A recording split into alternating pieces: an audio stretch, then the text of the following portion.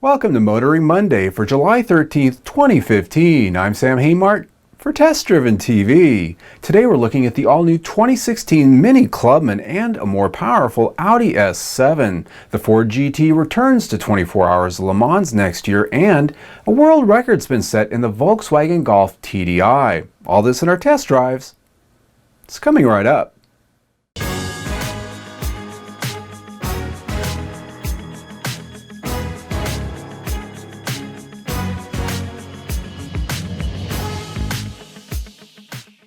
Mini just unveiled their all-new 2016 Clubman, the quirky version that just grew up quite a bit to become, well, an oxymoron. After all, it is the largest Mini ever. It's no longer simply a stretched-out Cooper with extra doors, but an enlarged and separate model, the Un-Mini if you will. The new 2016 Mini Clubman is nearly 11 inches longer and almost 3 inches wider than the Mini 4-door hardtop, pitting it against sport wagons from Volkswagen and Volvo.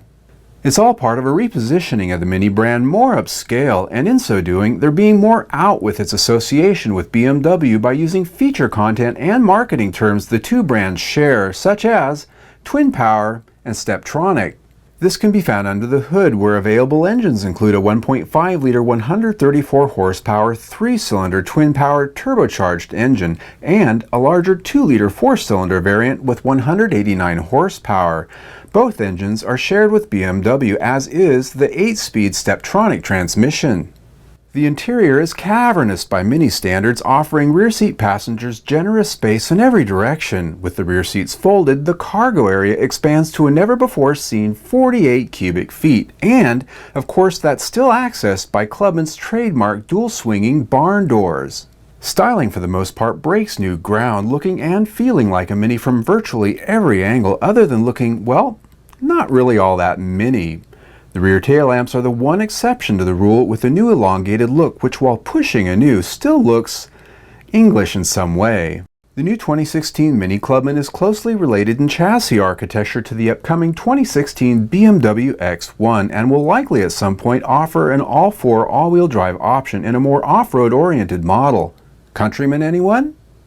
The 2016 Mini Clubman will be available in both Cooper and Cooper S variants when it goes on sale in North American showrooms this coming January. Pricing is going to be announced in September, though. Now, to say that Ford's drivers at next year's 24 Hours of Le Mans race will be under the gun, that's an understatement. After all, the Ford GT is returning to that race on the 50-year anniversary of its 1-2-3 win back in 1966. Ford has announced the return of the all-new Ford GT to the 24-hour race at Le Mans, which made it famous in the first place. The Ford GT race car is based on the all-new EcoBoost-powered Ford GT supercar, which goes on sale next year.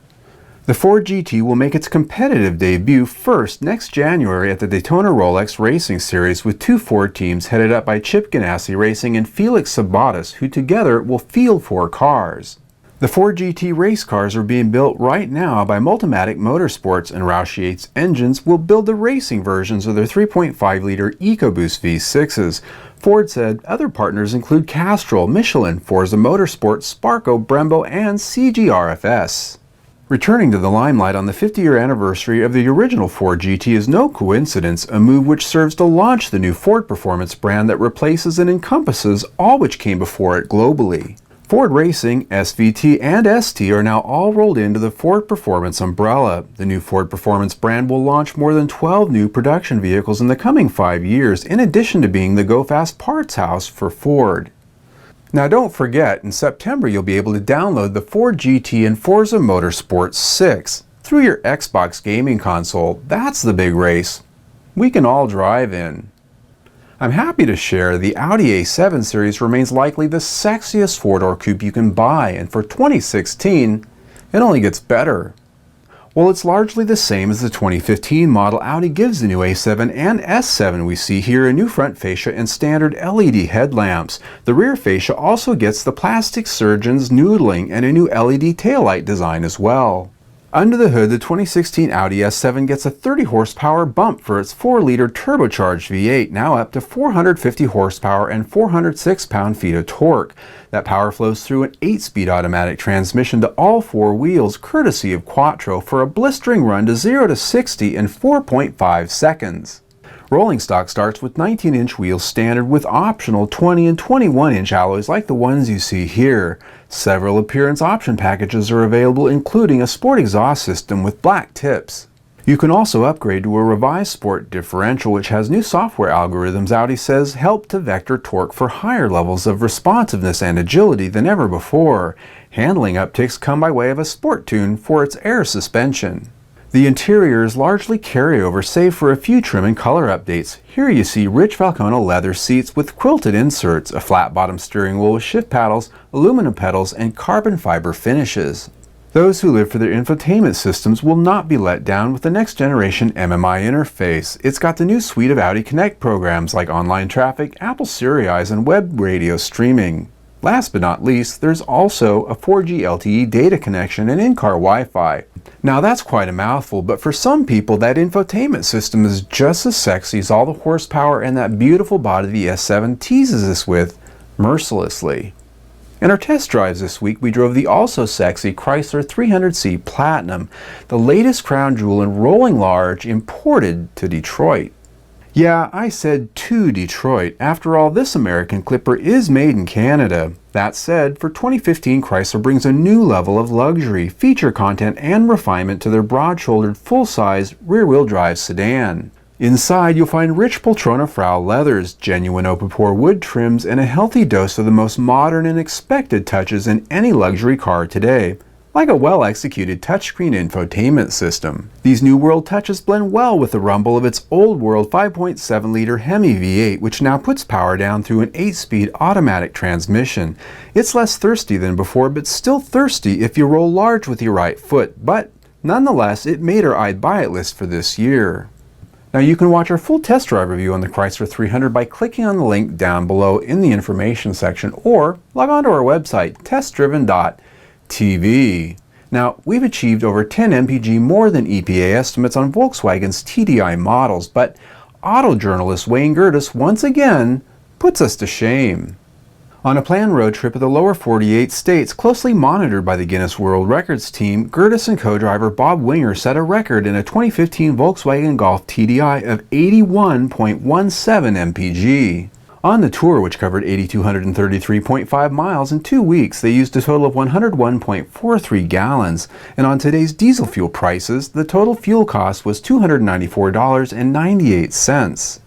This set a new Guinness World Record for lowest fuel consumption, 48 U.S. contiguous states, beating his previous record of 77.99 mpg set in a Volkswagen Passat TDI in 2013.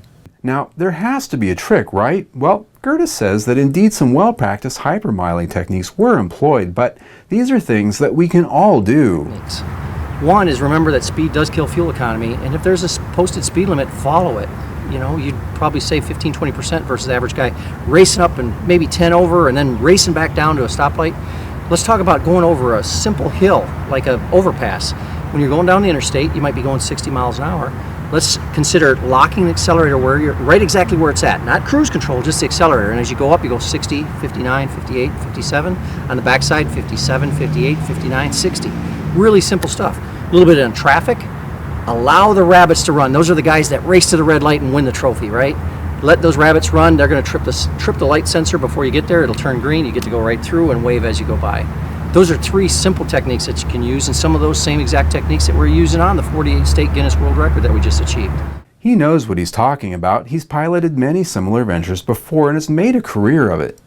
Up until now, I was proud of my 46 mpg I got with the 2015 Volkswagen Golf TDI. My hat's off to you, Wayne. Now you can follow him at cleanmpg.com.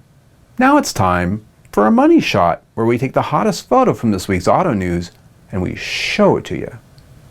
A less fuel-efficient Volkswagen Golf is being cooked up for the racetrack. You're looking at a 330 horsepower concept car which could become a track-only race car available for use in club racing series. That's one angry-looking rabbit.